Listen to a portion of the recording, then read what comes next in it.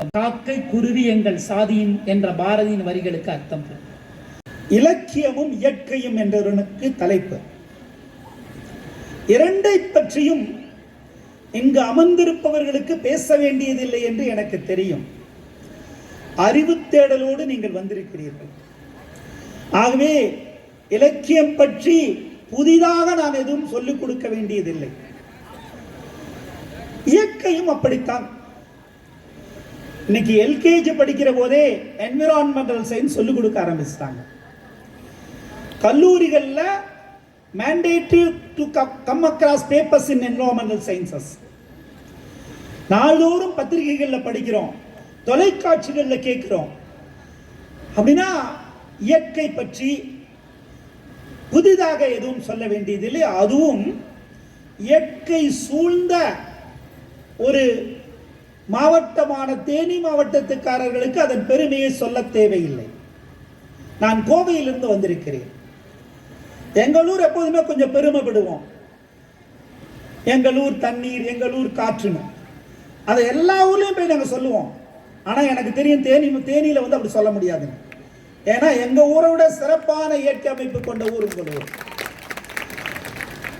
எங்கள் ஊரில் வந்து நான் இந்த ஊருக்கு தேனிக்குன்னு வர்றதில்லை. எப்பாவது தேக்கடி போக தேனியை கடந்து போவோம்.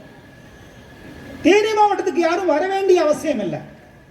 ஏன்னா உங்க வரலாறை உங்கள் ஊர் மக்கள் பக்கம் பக்கமாக சொல்லிக்கொண்டே இருப்பாங்க. இங்க வரலைன்னா, தேனி மாவட்டத்துக்கு வரலைன்னா தேவையில்லை. கூடலூர், இங்க இருக்கக்கூடிய தேர் வீரவாண்டி தேர், இங்க இருக்கக்கூடிய ஒவ்வொரு ஊரையும் இலக்கியத்தில் பதிவு பண்ணியிருக்காங்க. மாமேதைகளை உருவாக்கி இருக்கிற ஊர் உங்கள் ஊர். பட்டியல் எவ்வளவு பெருசுன்னு எனக்கு தெரியும். ஆனாலும் இன்றைக்கு இந்த உரையை தொடங்குவதற்கு முன்பாக ஒரு பெரும் வருத்தத்தை பதிவு செய்துதான் தொடங்க வேண்டி இருக்கிறது. இந்த மண்ணினுடைய மாபெரும் ஆளுமை, தமிழ் திரையுலகத்தினுடைய உச்சவானில் இருக்கிற சிகரம் இயக்குனர் பாரதி ராஜா அவர்கள் ஒரு பெரும் சோகத்தில் ஆழ்ந்திருக்கிறார். அவருடைய மகனை இழந்திருக்கிறார். எல்லோர் சார்பாக அவருக்கு ஒரு கண்ணீர் அஞ்சலி செலுத்தினால் நான் இந்த நிகழ்ச்சியில் தொடங்கி போக வேண்டும். தேனிக்கு வருகிற போது இப்படி ஒரு செய்தி வந்திருக்கிறது என்று வருத்தமாகத்தான் இருக்கு. இன்னொரு பக்கம் இந்த ஊர் உலகம் புகழ்பெற்ற ஒரு இசையை தந்து உலகம் முழுக்க உச்சரிக்கப்படுகிற இசைஞானியினுடைய ஊராக இந்த ஊர் இருக்கிறது. கவிதை என்று தமிழ் கவிதை இலக்கியத்தை வாசிக்க ஆரம்பித்தால் கவிதையை தான் முதலில் சொல்வார்கள்.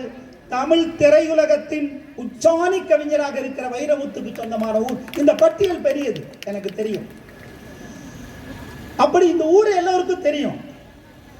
எங்கள் ஊர்ல, நான் கோயம்புத்தூர்ல இருக்கிற போது எங்கள் ஊர்ல எங்களுக்கு மேக்க மருதமலை, கிழக்க பீளமேடு, தெற்க எட்டிமடை, வடக்க காரமடை, இப்படி ஊர்லாம் இருக்கும். எங்கள் ஊர்ல ஊர்னு சொல்லுவாங்க, நாங்க தான் அது கொஞ்சம் விளக்கம் சொல்லுவோம். மருதமலைனா மருத மரம் இருப்பதுதான் மருதமலை, பூளை பூக்கள் பூத்திருப்பதுதான் பூளைமேடு, எட்டி மரங்கள் இருந்ததுதான் எட்டிமடை, காரை மரங்கள் இருப்பதுதான் காரைமடை. ஆனா இங்க மாவட்ட மண்டல வன அலுவலர் ஆனந்த் அவர்கள் இந்த ஊர் பெருமையை சொன்னார். சுருளி அப்படின்னா வெறும் ஊர் அல்ல, அது சுருளி மரத்தினுடைய அடையாளம்.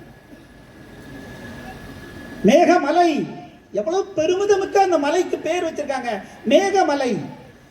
மலைகளில் மேகம் தொட்டு சொல்லும் ஒரு மலைக்கே மேகமலைன்னு பேர் வச்சிருக்காங்கன்னா அது எவ்வளவு பெருசு. அதே போலதான் இங்க இருக்கக்கூடிய உசிலம்பட்டி. உசிலம்பட்டினா ஊர் பேரா? உசிலை என்பது அரப்பு மரத்தினுடைய இன்னொரு பெயர். உசிலை மரங்கள் சூழ்ந்த ஊர் தானே உசிலம்பட்டி. இப்படி இயற்கையால் அடையாளம் காணப்பட்ட ஊர் தான் உங்கள் ஊர். இந்த ஊரில் இயற்கையை பற்றி நான் பெரிதாக எதுவும் சொல்ல வேண்டியதில்லை. ஆனால் இந்த இயற்கையை புரிந்து கொள்வது, அண்டர்ஸ்டாண்டிங் த நேச்சர், அது காலங்காலமாக வேறுபடும். பொதுவா இலக்கியங்கள் இயற்கையை எப்படி பதிவு பண்ணணும்னா அதனுடைய அழகை தான் பதிவு பண்ணும். இயற்கையினுடைய பேரழகை இலக்கியங்கள் அப்படியே அவ்வளவு அழகாக பதிவு செய்திருக்கின்றன. சங்க இலக்கியத்திலிருந்து இன்றைக்கு வரைக்கும் கலை அப்படிதான். ஒரு ஓவியம் வரைய சொன்னா, ஒரு நம்ம பிள்ளைகிட்ட ஓவியம் வரைய சொன்னா ஒரு ஆறு, 2 தென்னை மரம், அப்புறம் ஒரு மலை, அதுக்கப்புறம் கதிரவன், கொஞ்சம் பறவைகள், அப்புறம் தான் நம்ம வீடு இருக்கு. இப்படிதான் நம்ம காட்சி, இயற்கை தான் நம்ம மனம் முழுக்க நிறைந்திருக்கும். இந்த சூழலில் தான் இந்த இயற்கையை ரசிப்பது வேறு, நேசிப்பது வேறு என்கிற தளத்தில் தான் இந்த இலக்கியத்தையும் இயற்கையும் நாம் ஒருங்கிணைக்க வேண்டியிருக்கிறது. இலக்கியம் என்பது கலை வடிவத்தினுடைய உணர்வுகளை பிரதிபலிப்பது. அறிவியலுக்கும் இலக்கியத்துக்கும் என்ன வித்தியாசம்னா, இலக்கிய அறிவியல் ஒரு கூற்றை அப்படியே சொல்லும், அது மூளைக்கு. ஆனா இலக்கியம் தான் அதை மனசுக்குள்ளார விதைக்கும். அந்த வல்லமை இலக்கியத்துக்கு தான் உண்டு. ஆகவேதான் இலக்கியம் தான் எல்லா அறிவியலையும் மானுடத்தின் வேர் வரைக்கும் கொண்டு சேர்க்கிற வல்லமையானது இலக்கியம். அதில் இயற்கை இந்த புரிந்து கொள்கிற அண்டர்ஸ்டாண்டிங் த நேச்சர்ல வருகிற போதுதான் ஒரு விதமான, இங்க நிறைய இளைஞர்கள் வந்திருக்கிறாங்க, ஆனா ஒரு விதமான பயம் நம்மை கவ ஆரம்பித்திருக்கிறது.